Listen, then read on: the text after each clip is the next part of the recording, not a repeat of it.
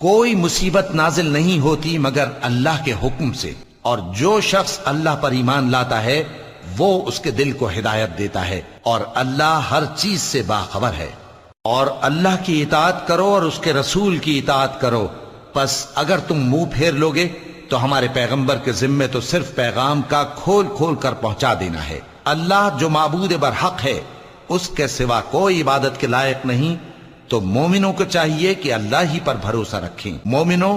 تمہاری بیویوں اور اولاد میں سے بعض تمہارے دشمن بھی ہیں، سو ان سے بچتے رہو، اور اگر معاف کر دو اور درگزر کرو اور بخش دو تو اللہ بھی بخشنے والا ہے، مہربان ہے۔ تمہارا مال اور تمہاری اولاد تو آزمائش ہے، اور اللہ کے ہاں بڑا اجر ہے، سو جہاں تک ہو سکے اللہ سے ڈرو اور اس کے احکام کو سنو اور اس کے فرمانبردار رہو اور اس کی راہ میں خرچ کرو، یہ تمہارے حق میں بہتر ہے۔